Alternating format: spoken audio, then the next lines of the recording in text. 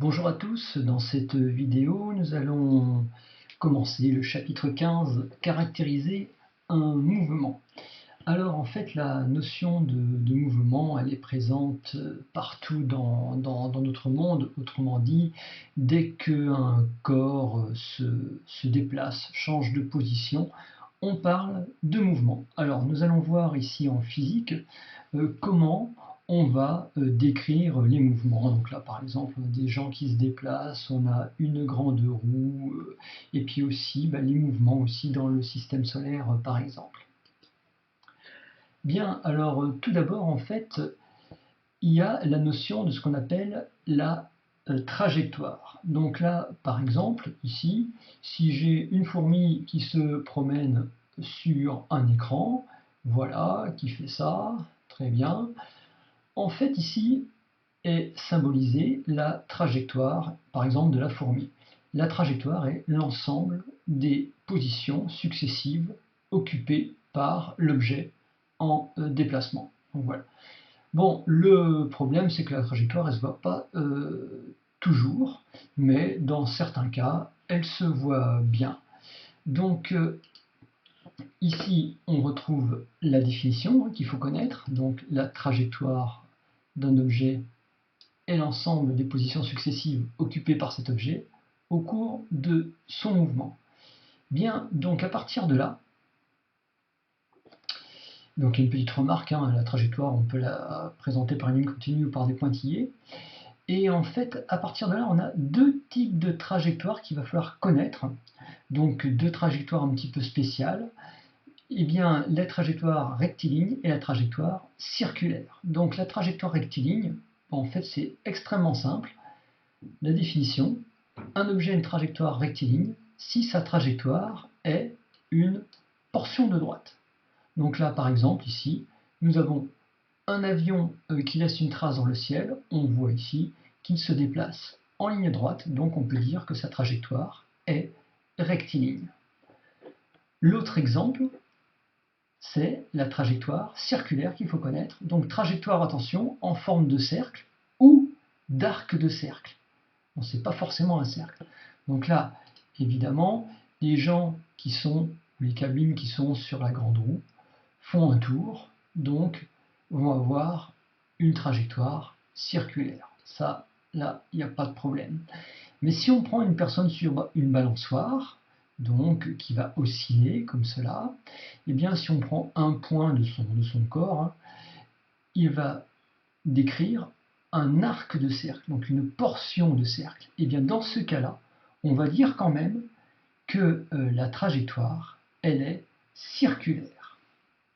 Donc à retenir la définition de la trajectoire et savoir ce qu'est une trajectoire rectiligne, donc trajectoire en portion de droite, et trajectoire circulaire, trajectoire en forme d'arc de cercle ou de cercle. Bien, maintenant nous allons faire quelques exercices pour voir si vous aviez bien compris. Donc là, on va reprendre en fait le QCM. Bien, donc là on fait l'exercice 1, mais juste les questions A et B. Alors je vous laisse réfléchir et on corrige tout de suite après. Donc n'oubliez pas de faire pause. Bien, on y va pour la correction. Donc la trajectoire d'un objet renseigne sur le chemin suivi, mais pas la vitesse et pas le sens de déplacement. Parce que par exemple, si on reprend ici cette trajectoire, on voit le chemin suivi, mais on ne sait pas à quelle vitesse se déplaçait l'objet, et on ne sait pas s'il partait d'ici ou s'il partait de là. Donc à partir de là, on ne connaît pas le sens de déplacement. Donc ce n'était uniquement que le chemin suivi. Petit b, lorsqu'un objet se déplace en ligne droite, sa trajectoire est rectiligne. Donc là, je pense que tout le monde l'avait trouvé. Uniforme, on n'a encore pas vu ce que ça voulait dire. Bien, on passe maintenant toujours dans ces exercices à des phrases à compléter. Alors uniquement ici, on va faire la question 3, petit a. Donc je vous laisse réfléchir, n'oubliez pas de faire pause. Correction dans ce petit a. donc l'ensemble des positions occupées par un objet au cours de son mouvement, on appelle ça la trajectoire. Donc le 1, c'était la trajectoire. Lorsqu'elle est droite, elle est bien, rectiligne. Et quand sa forme elle est circulaire, donc quand sa forme est donc un cercle. Voilà pour ces petits exercices. Bien, maintenant nous allons faire d'autres exercices qui sont sur votre feuille. Alors, hop là. Oui, donc ces exercices sont sur la feuille. Donc je rappelle que quand vous faites les exercices, vous prenez une nouvelle feuille, vous marquez chapitre 15 dessus l'exercice. Donc là, on va faire les exercices 5, 6 et 10.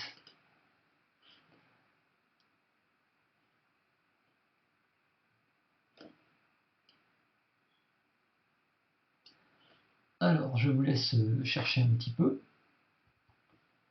Bien, donc la correction maintenant. Quels sont les objets qui ont une trajectoire rectiligne, c'est-à-dire en ligne droite? Nous avons donc le bobsleigh. Donc, dans le cas petit a, le bobsleigh va avoir une trajectoire rectiligne sur ce que l'on peut voir. Et puis, les valises, ici, qui sont sur un tapis roulant, se déplacent aussi en ligne droite. Donc, dans le cas du A et du D, trajectoire rectiligne. Et dans le cas du B, les cabines de la grande roue ont une trajectoire circulaire. Et aussi ici, les flambeaux ont une trajectoire qui est à peu près circulaire. Donc voilà pour l'exercice 5. On passe à l'exercice 6.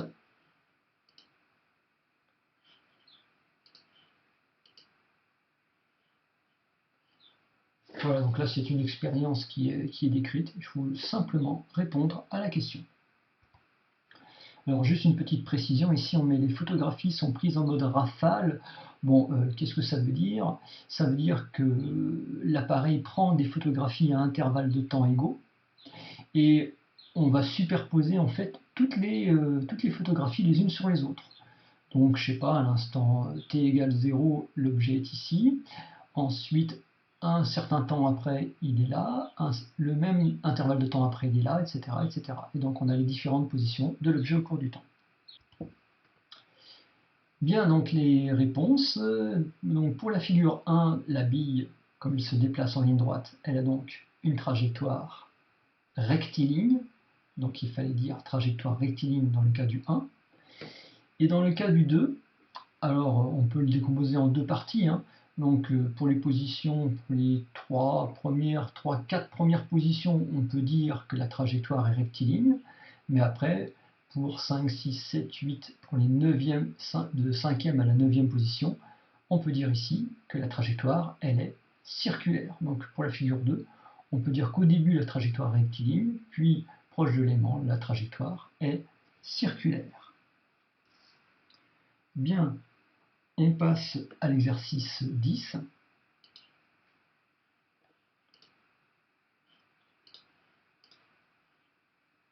Voilà, je vous laisse réfléchir.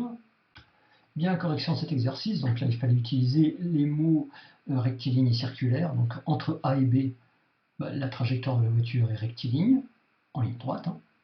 Entre B et C, la trajectoire est circulaire. Et entre C et D, la trajectoire est rectiligne.